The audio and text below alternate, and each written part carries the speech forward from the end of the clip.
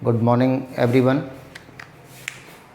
जैसा कि आप सबको पता है कि अब तक 2 वीडियो अपलोड हो गए हैं जिनमें हम नंबर सिस्टम में संख्याओं के प्रकार पढ़ रहे थे और हमने अब तक क्या क्या पढ़ लिया था एक बार हम फिर देखते हैं।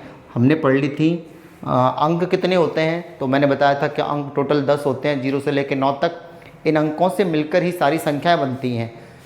जैसे मैंने पहली संख्या कहा था आपसे नेचुरल नंबर्स, प्राकृत संख्याएं, है ना। उसके बाद पूर्ण संख्या बताया था मैंने, पूर्णांक बताए थे। पूर्णांक मैंने कहा था 2 तरह से, एक ऋणात्मक और एक धनात्मक। उसके बाद भाज्य अभाज्य बताई थी, सम विषम बताई थी, है ना। चक्रीय संख्याएं बताई थी, कुछ संख्या मैंने इसी तरह पढ़ाई थी। तो और आगे चलते हैं। चलो आज हम पढ़ते हैं, मैं शायद परिमेय संख्या तक पढ़ा चुका था। परिमेय संख्याओं के बाद आज हम पढ़ते हैं अपरिमेय संख्याएं। नेक्स्ट नंबर अपरिमेय संख्याएं।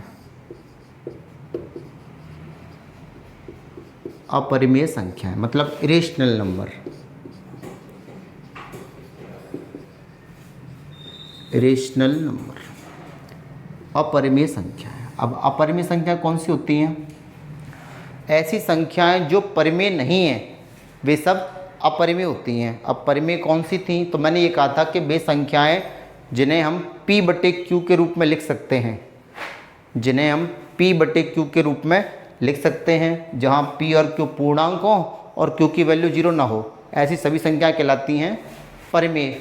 और जो संख्या परिमेय नहीं है वे सब कैसी होती हैं? अपरिमेय। तो अपरिमेय कौन सी होती हैं? वे सारी संख्याएं जो अशांत हों और अनावर्ती हों, अशांत भी हों और अनावर्ती भी हों, मतलब जिन्हें P/Q के फॉर्म में नहीं रिप्रेजेंट किया जा सकता, वे सारी संख्या कहलाती हैं अपरिमेय। जैसे मैं आपसे कहूँ, एक तो सबसे मोस्टली एक सवाल पूछा जाता है कि पाई कई संख्या है, पाई किस तरह की संख्या है। सारे एग्जाम में लगभग ये सवाल आ चुका है। ऑप्शन आते हैं परिमेय है, अपरिमेय है ना, और भी तमाम ऑप्शन आते हैं, 2-4 ऑप्शन तो आएंगे ही। तो पाई एक अपरिमेय संख्या है, ये हमेशा ध्यान रखना है। पाई एक अपरिमेय संख्या है। बहुत इम्पोर्टेंट क्वेश्चन है ये, है ना, टेट एग्जाम के लिए, कि पाई कैसी संख्या है? पाई एक अपरिमेय संख्या है ना। इसके बाद और कौन सी संख्याएं जो अपरिमेय हैं? तो मैंने ये बताया था परिमेय में, मैंने कहा था परिमेय में कि रूट के अंदर ऐसी संख्या आ जाएं जैसे √4, √9, √16, √25, मतलब जिन संख्याओं का वर्गमूल पूरी तरह निकलता है, मतलब जो संख्याएं पूर्ण वर्ग होती हैं, वे सारी संख्या कहलाती हैं परिमेय। और जो संख्याएं पूर्ण वर्ग नहीं होती हैं, जैसे मैं रूट के अंदर लिख दूं 2, रूट के अंदर 3, रूट के अंदर 5, रूट के अंदर 6, रूट के अंदर 7, रूट के अंदर 8, रूट के अंदर 10, रूट के अंदर 11, तो इस तरह की जितनी भी संख्याएं हैं जो पूर्ण वर्ग नहीं होती हैं, जिनका वर्गमूल पूरी तरह नहीं निकल पाता, वे सारी संख्या कहलाती हैं अपरिमेय। ये सारी संख्या कैसी हैं? अपरिमेय। इस तरह समझ सकते हो, अपरिमेय संख्या वे सारी संख्या होती हैं जिन्हें हम बटे में नहीं लिख सकते। जैसे मैंने लिखा 2.57, ठीक है, 2.57। अब 5-7 पे यदि मैं बार लगा दूं तो मैं ये कह सकता हूं कि ये संख्या परिमेय है। कैसी है? परिमेय। मैं थोड़ा मिटा दूं इसको।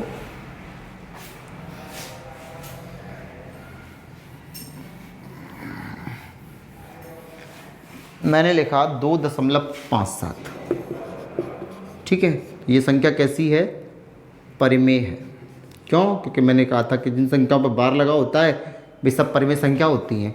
लेकिन मैं इसको ऐसे लिख दूं 2.57, 57, 57, 57 ...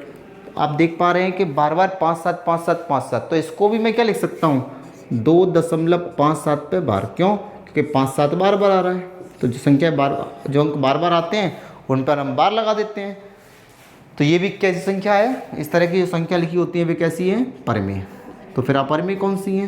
तो अपरिमेय मैं आपको बताऊं, जैसे हमने लिख दिया 3.23, 2 1 8 2 3 5 7 1 4 6 2 5 1 3 dot dot dot dot dot dot. अब ये संख्या अशांत भी है। कैसी है? अशांत।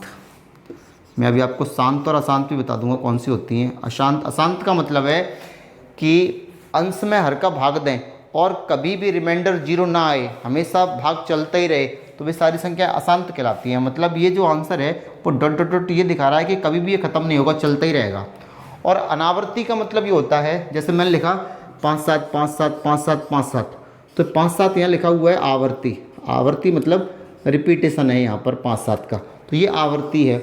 और ये नॉट रिपीटेशन है ना, रिपीटेशन नहीं हो रहा है, इसका मतलब ये है ये अनावर्ती है। तो जो संख्या अशांत भी हों और अनावर्ती भी हों, वे सारी संख्या क्या कहलाती हैं? अपरिमेय। तो आप समझ पा रहे होंगे, ऐसी सारी संख्याएं जो अशांत भी हों और अनावर्ती भी हों, वे सारी संख्या कहलाती हैं अपरिमेय। मैं एक बार फिर नोट कर दूं कौन सी हैं, क्योंकि पूछा जाता है ये कैसी संख्या है, कई बार पूछा गया है। एक तो पाई दोस्तों कैसी है? अपरिमेय।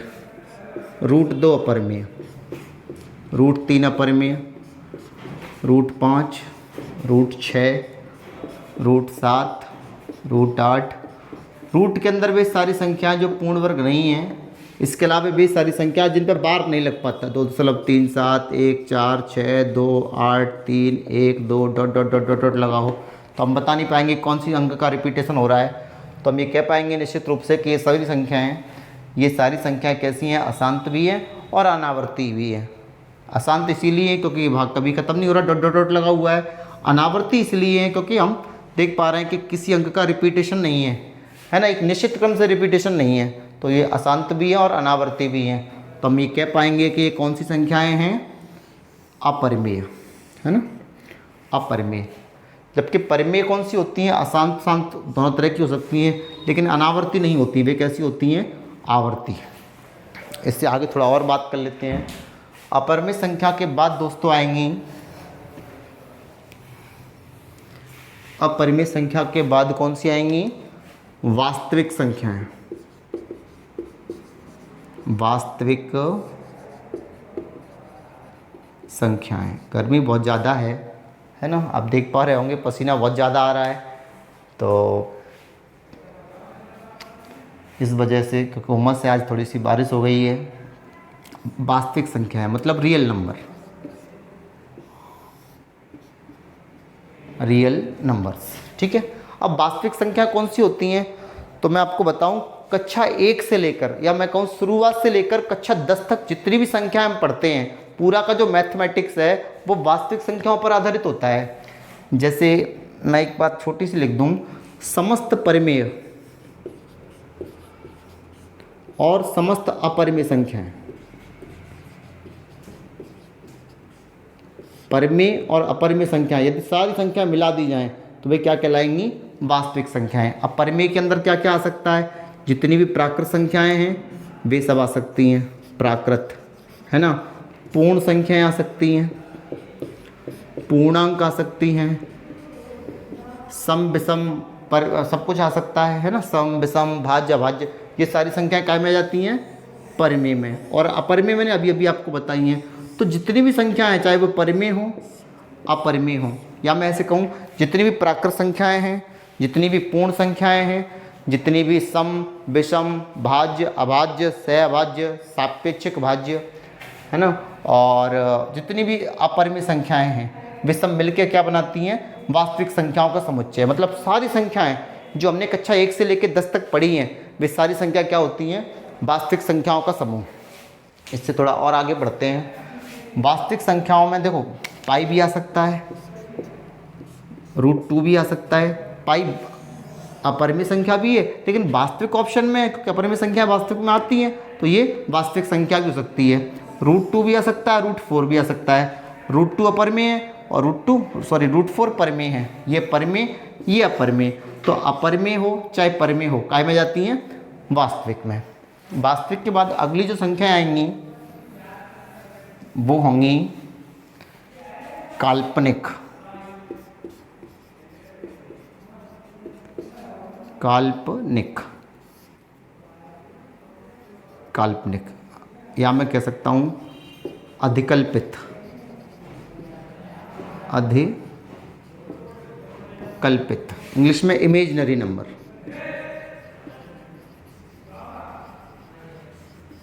इमेजिनरी है ना। तो जितनी भी संख्याएं काल्पनिक हैं, कौन कौन सी संख्याएं काल्पनिक है तो मैं बताऊं। जैसे मैंने लिखा रूट के अंदर -1, रूट के अंदर -2, रूट के अंदर -3, रूट के अंदर -4, रूट के अंदर -5, रूट के अंदर -6। तो काल्पनिक संख्याओं को पहचानने का एक सरल सा तरीका ये है कि जब रूट के अंदर आपको माइनस दिख जाए, रूट के अंदर आपको क्या दिख जाए? माइनस, तो हम ये निश्चित रूप से कह पाएंगे ये संख्या ना तो प्राकृत है, ना पूर्ण है, ना पूर्णांक है ना, ना परमेय है, ना अपरमेय है। फिर वो कौन सी है? या तो काल्पनिक कहेंगे या अधिकल्पित। कई किताबों में अविकल्पित भी लिखा हुआ है। हम इंग्लिश हमेशा ध्यान रखेंगे, क्या कहते हैं? Imaginary number. ठीक है, तो जब रूट के अंदर आपको माइनस दिख जाए तो हम ये समझ पाएंगे, और भी तमाम सारी संख्याएं हैं, हम निश्चित रूप से समझ पाएंगे कि कौन सी संख्याएं हैं काल्पनिक। जब रूट के अंदर माइनस दिख जाए, जैसे मैं आपसे एक बात छोटी सी पूछूं कि 4 का वर्गमूल कितना है, तो आप सब लोग बता देंगे कि 4 का वर्गमूल कितना है? +-2। +-2 मैं क्यों कह रहा हूँ? क्योंकि +2 का मतलब +2 का मल्टीप्लाई +2 से करें तब भी 4 आएगा, और -2 का मल्टीप्लाई -2 से करें तब भी क्या आएगा? 4। +2 का मल्टीप्लाई +2 से करें तब भी 4, और -2 का -2 से मल्टीप्लाई करें तब भी 4। लेकिन यदि मैं आपसे एक सिंपल सी बात पूछ लूँ कि -4 का स्क्वायर रूट क्या होगा, -4 का वर्गमूल क्या होगा, तो शायद आप लोग नहीं बता पाएंगे, है ना। क्यों नहीं बता पाएंगे? क्योंकि कक्षा 1 से लेकर 10 तक में ऐसे कोई सवाल है ही नहीं जिसमें माइनस वाली संख्या का वर्गमूल आपसे निकालने के लिए कहा गया हो। ये केवल वो बता सकते हैं जिन्होंने 10वीं के बाद भी मैथ लिया है, 11th 12th वगैरह पढ़े हैं। तो मैं बता देता हूँ आपको कैसे निकालते हैं या क्या आंसर होता है। तो हमें ये पता होना चाहिए कि 4 का वर्गमूल तो ±2 या 2 होता ही है। जो माइनस है उसके लिए एक सिंबल प्रयोग किया जाता है, ये वाला आई जैसा। इसको कहते हैं हम I = अयोटा। आई का मतलब यहाँ क्या है? अयोटा। इसको पढ़ते हैं 2i। इसका मतलब ये है, जैसे मैंने लिखा माइनस के 9 का वर्गमूल क्या होगा, तो आप कह सकते हो कि 9 का वर्गमूल 3, और माइनस के लिए क्या लगा दोगे दोस्तों? i। ये हमेशा ध्यान रखना है, कई बार ये बात पूछी गई है कि -4 का स्क्वायर रूट क्या होगा, तो क्या होगा? 2i। -9 का क्या होगा? 3i। मैं यहाँ लिख देता हूँ, i की जो वैल्यू है वो होती है रूट में -1। रूट -1 को हम क्या कहते हैं? आई मतलब अयोटा। हो गया। तो आपने देखा काल्पनिक संख्याएं कौन सी होती हैं। इन्हें पहचानने का एक सिंपल सा तरीका ये है कि जब भी आपको रूट के अंदर माइनस दिख जाए तो हम ये समझ जाएंगे कि ये इमेजिनरी नंबर मतलब काल्पनिक संख्या, अधिकल्पित संख्या है। रूट के अंदर क्या दिख जाए? -1 है ना, या माइनस दिख जाए, चाहे वो √-1 हो, √-2 हो, √-3 हो, √-4 हो। जब भी हमको रूट के अंदर माइनस दिखेगा हम निश्चित रूप से जान पाएंगे कि ये काल्पनिक संख्याएं हैं। ठीक है, इस थोड़ा और आगे बढ़ते हैं। अगली जो संख्याएं हैं वो हैं सम्मिश्र संख्याएं, कॉम्प्लेक्स नंबर। सम्मिश्र संख्याएं, कॉम्प्लेक्स नंबर। ठीक है, अगली जो संख्याएं वो कौन सी हैं? सम्मिश्र संख्याएं, कॉम्प्लेक्स नंबर। अब कॉम्प्लेक्स नंबर कौन से होते हैं? तो वे सारी संख्याएं जिनका एक भाग तो होता है वास्तविक, जिनका एक भाग वास्तविक हो और दूसरा भाग काल्पनिक मतलब आई के रूप में हो, इस तरह की संख्या कहलाती हैं सम्मिश्र संख्याएं, मतलब कॉम्प्लेक्स नंबर। जैसे मैंने लिखा 2 + 3i, और आप देख पा रहे हैं ये एक संख्या है 2 + 3i। यहाँ पर ये वास्तविक भाग है, ये काल्पनिक भाग है, और दोनों को मिलके यदि पढ़ा जाए 2 + 3i, तो वास्तविक और काल्पनिक मिलके क्या बनाएंगी?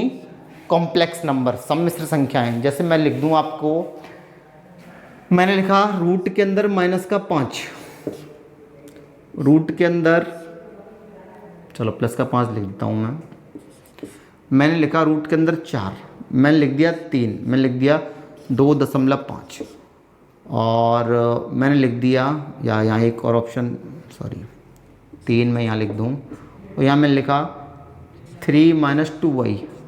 और मैं आपसे ये पूछूं दोस्तों कि इन चारों में से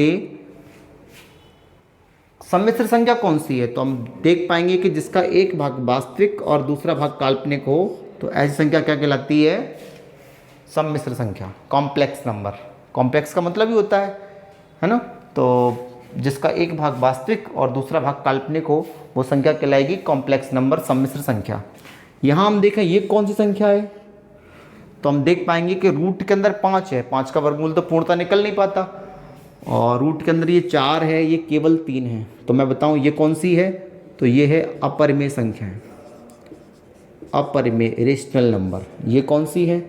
ये परिमेय है। जब भी रूट के अंदर ऐसी कोई संख्या आती है जिसका वर्गमूल पूरी तरह निकाला जा सकता हो, 4 का वर्गमूल 2, तो वो कहलाती है परिमेय। ये कौन सी है, तो आप देख पा रहे हैं ये तो प्राकृत भी है, ये पूर्ण संख्या भी है, ये पूर्णांक भी है, ये विषम संख्या भी है, ये अभाज्य संख्या भी है, ये परिमेय संख्या भी है। परिमेय क्यों है? क्योंकि हम 3 को 3/1 लिख सकते हैं, है ना? 3 को 3/1 लिखा जा सकता है, इसलिए परिमेय भी है। तो ये सारी संख्याएं हैं 3। तो मैंने ये पूछा था कि इनमें से कॉम्प्लेक्स नंबर कौन सा है, सम्मिश्र संख्याएं कौन सी हैं, तो सम्मिश्र कौन सी है? चौथी वाली, है ना, 3 - 2i। तो जिनका एक भाग वास्तविक हो और दूसरा भाग काल्पनिक हो, ऐसी सारी संख्या क्या कहलाती हैं दोस्तों? सम्मिश्र संख्याएं। चलो, तो अब तक जितना भी मैंने पढ़ाया वो सब संख्याओं के प्रकार थे। इस तरह आपके संख्याओं के जो प्रकार थे वो लगभग पूरे हो गए। मैं कुछ और भी इंटरेस्टिंग बातें बता देता हूँ जो पेपर की दृष्टि से भी सही हैं। जैसे आपने देखा होगा तमाम सारे प्रश्न पूछे गए हैं, मैं कुछ क्वेश्चन लिख देता हूँ, है ना, इन्हीं में से पूछ रहा हूँ। जैसे मैंने लिखा निम्नलिखित में से सबसे छोटी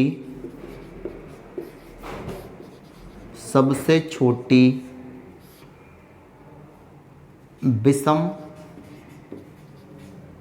भाज्य संख्या है। मैं 4 ऑप्शन दे रहा हूँ, 1, 2, 4, 9। ये 4 ऑप्शन है।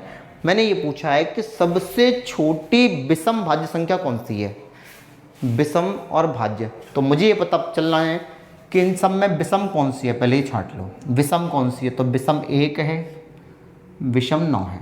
ये 2 ऑप्शन हट जाएंगे, है ना, क्योंकि तो विषम ही नहीं है, तो सम इवन नंबर है। अब बात कर लेते हैं भाज्य की। तो भाज्य के लिए मैंने ये कहा था, जैसे विषम के लिए हमें क्या पता है कि जो संख्या 2 से पूर्णतया विभक्त हो जाती हैं, जो संख्या 2 से डिविजिबल हैं, कट जाती हैं, वे सारी संख्याएं क्या कहलाती हैं? सम। और जो 2 से नहीं कट पाती हैं वे सारी संख्या कहलाती हैं विषम। तो मैं आपको बताऊं विषम संख्या कौन सी थी, पहली और चौथी वाली। अब बात कर लेते हैं भाज्य की। भाज्य मैंने कहा था दोस्तों कि वे सारी संख्याएं जिनके 3 या 3 से अधिक गुणनखंड होते हैं, या तो 3 गुणनखंड हो या 3 से अधिक हों, वे कहलाती हैं भाज्य। तब 1 के गुणनखंड में मैं देखूं तो 1 का तो केवल एक ही गुणनखंड है 1, जबकि 9 की बात करूं 9 के गुणनखंड कितने हैं? 1 से कट जाएगा 9, 3 से कट जाएगा और 9 से कट जाएगा, तो इसके 3 गुणनखंड है। तो जिसके 3 या 3 से अधिक गुणनखंड होते हैं वे कहलाती हैं भाज्य संख्याएं। तो यहाँ पर आंसर क्या होगा? 9। ठीक है, तो इस तरह के सवाल आते हैं, देखे होंगे हमने। अगला एक सवाल देखते हैं। कल से काफ़ी सारे सवाल हम सॉल्व करेंगे, है ना। ऐसे सारे सवाल करेंगे जो कभी न कभी किसी भी टेट एग्जाम में आए होंगे, चाहे वो बिहार टेट हो, यूपी टेट हो, राजस्थान में रीट हो, सीजी टेट हो, हरियाणा का टेट हो, मतलब जो एग्जाम में आ चुके हैं। सी टेट के ज़्यादातर क्वेश्चन हम करेंगे ही, सारे क्वेश्चन कराऊंगा जो अब तक किसी न किसी टेट में आ गए हैं, है ना, सिलेबस के अकॉर्डिंग, जो जो हमारे यहाँ सिलेबस में दिया गया है। जैसे मैं एक क्वेश्चन लिख दूं, निम्नलिखित में से परिमेय संख्या नहीं है, परिमेय संख्या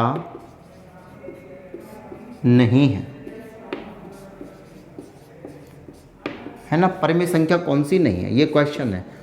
ऑप्शन है 22/7, दूसरा 3.14, तीसरा पाई और चौथा है इनमें से कोई नहीं, none of the above, not a, none of the above, इनमें से कोई नहीं। मुझे ये बताना है दोस्तों कि इनमें से परिमेय संख्या कौन सी नहीं है। तो मैंने ये कहा था कि जो संख्या परिमेय नहीं होती वे होती हैं अपरिमेय। तो कौन सी संख्या अपरिमेय होती हैं?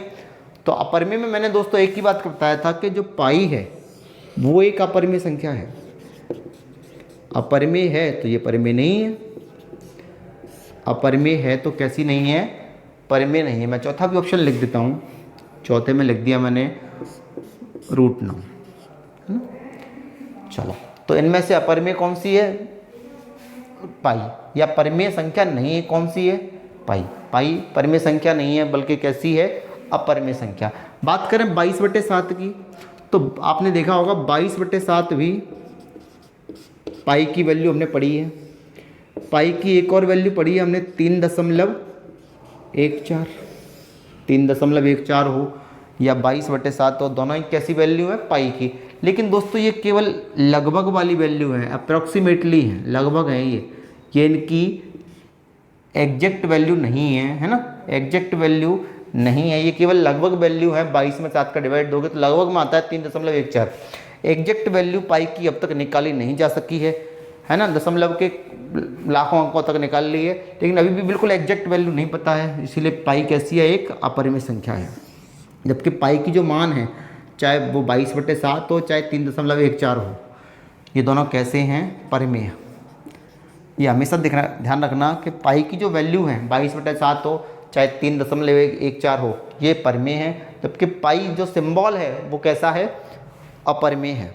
गर्मी बहुत ज़्यादा है ना, और उमस है, इसीलिए थोड़ा पसीना भी आ रहा है। थोड़ा और आगे बात कर लेते हैं। एक सवाल मैं आपको दे रहा हूँ करने के लिए, बताना मुझे करके। जैसे मैंने लिखा, निम्नलिखित में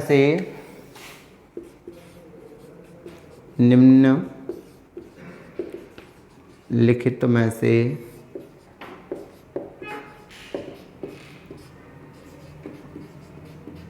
रामानुजन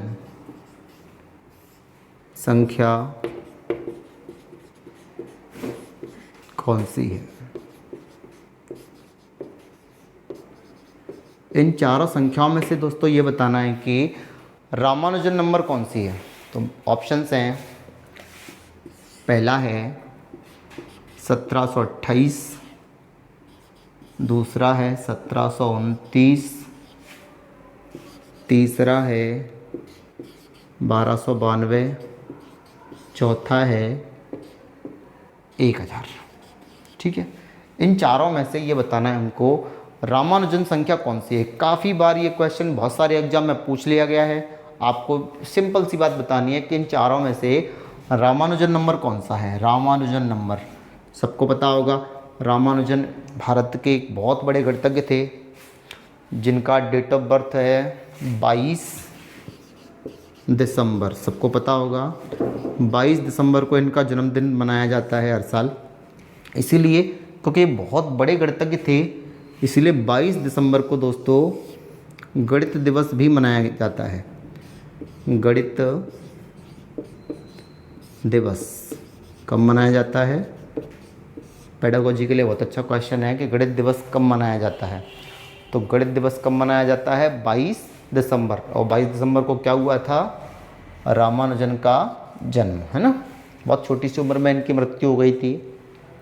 हमें दोस्तों केवल एक छोटी सी बात बतानी है कि रामानुजन संख्या है कौन सी। तो मैं आपको बताऊं कैसे हम पता कर सकते हैं रामानुजन संख्या कौन सी है। यहाँ पर रामानुजन संख्या है 1729। अब यही संख्या रामानुजन संख्या क्यों है? हालांकि और भी तमाम सारी संख्याएं हैं जो रामानुजन नंबर हैं, रामानुजन ने जिनके बारे में बताया था। अलग क्या है दोस्तों, ये देख लेते हैं इस नंबर में। मैं आपको बताऊं 1729 में ऐसी क्या खास बात है जो और नंबरों में नहीं है ना, या कुछ ही नंबरों में वो खास बात मिलती है। और मैं बताऊं आपको 1729 के बारे में। आप देख पा रहे होंगे 1729 को हम लिख सकते हैं 12 का क्यूब। 12 का क्यूब कितना होता है? 1728। 12 का क्यूब होता है 12 का घन। 12 इंटू 12 इंटू 12 यानी 1728। और इसमें 1 का क्यूब होता है 1। 1 का क्यूब 1, 12 का क्यूब 1728। और इन दोनों को दोस्तों हम यदि जोड़ दें तो जोड़ने के बाद आएगा 1729, मतलब ये नंबर, है ना। लेकिन आप देख रहे होंगे ये तो कोई खास बात अभी आई ही नहीं है। इसमें क्या खास बात है? वो तो कोई भी दो नंबर जोड़ोगे तो कुछ ना कुछ तो आएगा ही। लेकिन दोस्तों एक बात और देखो, यदि मैं 10 का क्यूब करूं 1729 को, और क्या लिख पाऊंगा मैं? 10 का क्यूब करूं। 10 का क्यूब कितना होता है? 10 इंटू 10 इंटू 10 यानी 1000। और मैं 9 का क्यूब करूं। 9 का क्यूब आप सबको पता होगा, 9 का जो क्यूब है 9 इंटू 9 इंटू 9 वो होता है 729। और 729 में इसमें जोड़ दूं तो क्या आएगा? 1729, है ना। 10 का क्यूब यानी 100 में 9 का क्यूब यानी 729 जोड़ दें तब भी क्या प्राप्त हो रहा है? 1729। तो ऐसे बहुत ही कम नंबर हैं, जो इस तरह का गुण रखते हैं। यहाँ 12 का क्यूब प्लस 1 का क्यूब जोड़ो तब भी 1729 आएगा, और 10 का क्यूब 9 का क्यूब करके जोड़ोगे तब भी क्या आएगा? 1729। तो ये विशेषता बहुत कम नंबरों में होती है, जो किन्हीं दो नंबरों के घनों का योगफल है, इनके भी और इनके भी। इन नंबरों के घनों का योगफल भी 1729 है और इन नंबरों के घनों का योगफल भी 1729 है। तो ऐसी बहुत कम संख्याएं हैं जिनमें ये गुण पाया जाता है। सबसे पहले इस गुण को किसने बताया? रामानुजन ने। इसलिए इस संख्या को क्या माना गया? रामानुजन नंबर, रामानुजन संख्या। तो ये सवाल बहुत सारे एग्जाम में पूछ लिया गया है और अभी भी हमको काफ़ी क्वेश्चन करने हैं। कितने मिनट का वीडियो हो चुका है, या आपके लिए भी एक आध क्वेश्चन देख लूँ मैं।